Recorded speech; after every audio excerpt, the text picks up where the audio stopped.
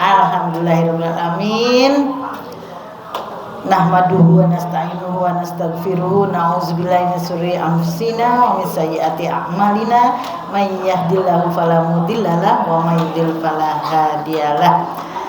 Anak-anak, mari kita bersyukur kepada Allah Subhanahu wa taala yang selalu memberikan rezekinya, rahmatnya, hidayahnya. Ada satu kenikmatan yang paling berharga, yaitu kenikmatan iman dan Islam, dan alhamdulillah semua kita mendapatkannya. Selawat beriring salam kepada manusia yang terpuji, manusia yang mulia, manusia yang menjadi contoh tauladan bagi kita semua. Dialah Nabi Muhammad. Anak-anak semua kemarin ikut menyembelih korban ya. Di ANF juga ada ya. Semua kebagian. Ada yang gak kebagian daging korban?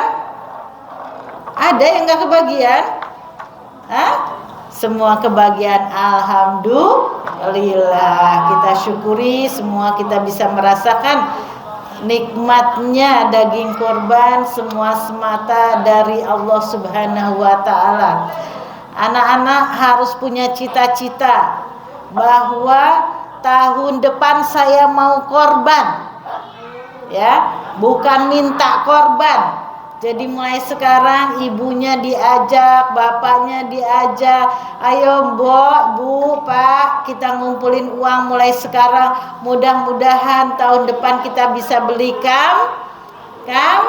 kambing, ya. Karena nanti korban itu setiap bulunya itu kita mendapatkan pahala. Bisa menghitung bulu kambing? Bulu domba bisa? Enggak bisa, saking banyaknya pahala yang akan kita dapatkan. Tetapi yang sampai kepada Allah adalah nilai takwa kita. Apa? Nilai takwa kita.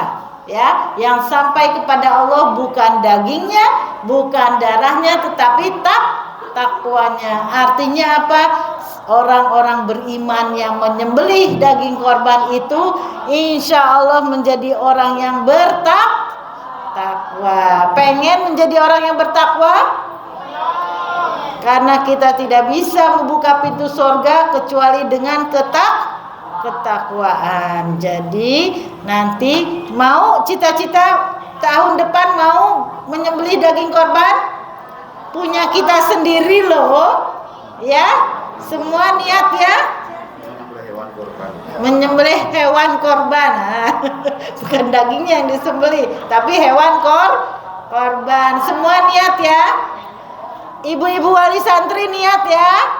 Tahun depan insya Allah saya akan menyembelih hewan korban. Apa sih yang bisa dikorbankan? Hah? Hewan apa? Sapi, terus kambing, terus onta, terus kerbau, ya.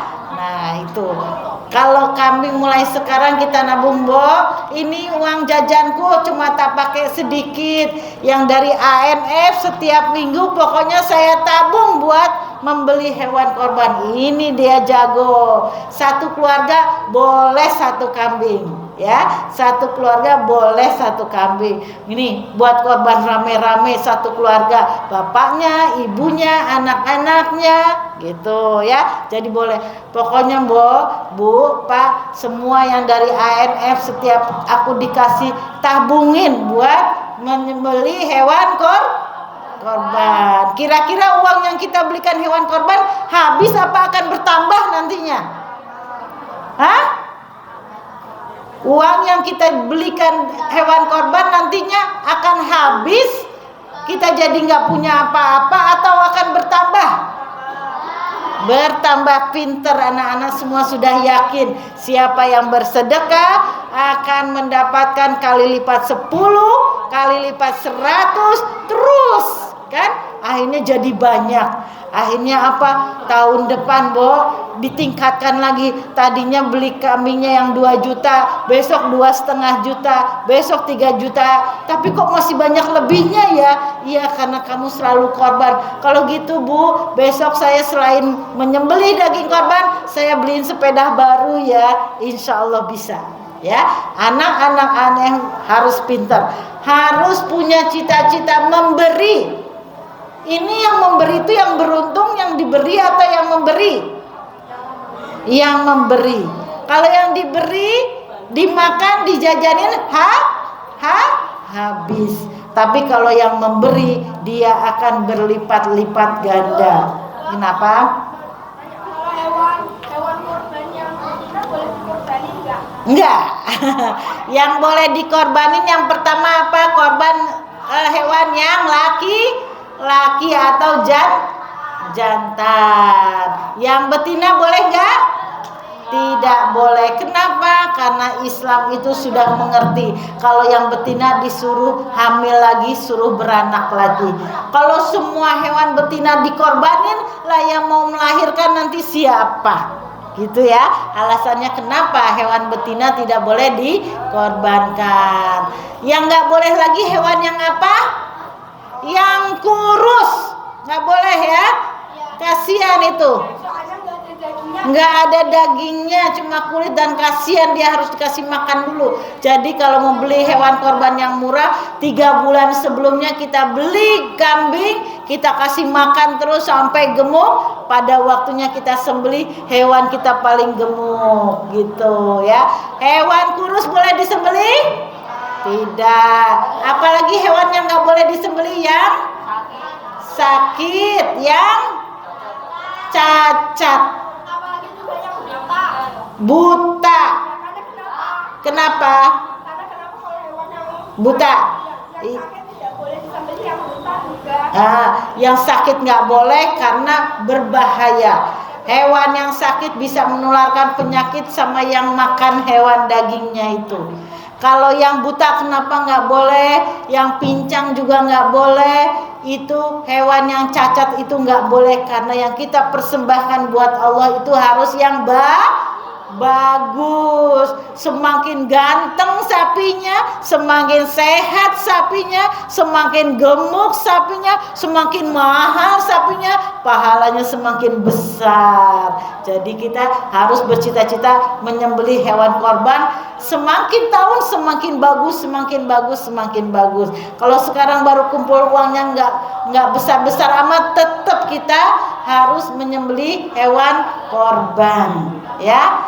Bahkan kalau kita masih punya uang buat makan dalam seminggu ini, itu sudah istilahnya kalau untuk orang beriman sudah wajib berkorban loh.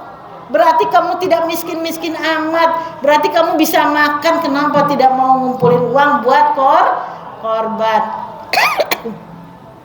Waduh, Mbak Niken itu jeruknya Masya Allah ya. Tuh, anak-anak kita nggak nanam jeruk. Siapa yang nanam jeruk?